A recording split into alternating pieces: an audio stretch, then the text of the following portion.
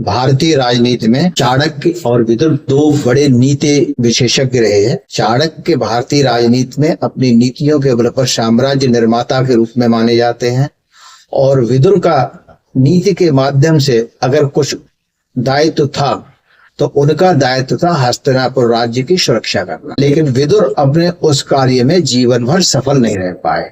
यद्यपि उन्होंने बहुत सारी चीजें राज धर्म का पालन करते हुए महाराज धृतराष्ट्र को अवगत कराई, परंतु कोई भी नीति या कोई भी विचार उनका तत्कालीन युवराज दुर्योधन और महाराजा धीराज धृतराष्ट्र ने अपने जीवन में लागू नहीं कर पाए। अतः विदुर की नीति मात्र नीति बनकर रह गई। दूसरी ओर चाणक्य अपनी गोटियां बिठाते, चाणक्य समय अनुकूल बात करते हैं। चाणक्य चंद्रगुप्त मौर्य का पूरा व्यक्तित्व का विकास उस साम्राज्य निर्माता के लिए करते हैं जो उस समय आवश्यक था। नंदवंश के शासक धननंद को पराजित करके किस तरीके से मौर्य साम्राज्य की स्थापना की, वो चाणक्य ने अपने बहुत सारी नीतियां किसी के सामने बोली नहीं।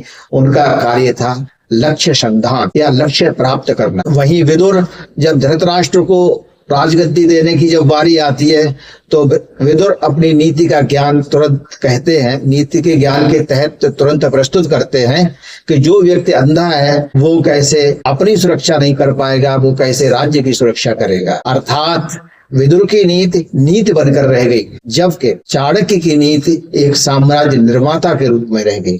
विदुर हस्तिनापुर के साम्राज्य को बचा नहीं पाए। परिवार का हिस्सा होते हुए भी परिवार के संघर्ष को समाप्त नहीं कर पाए।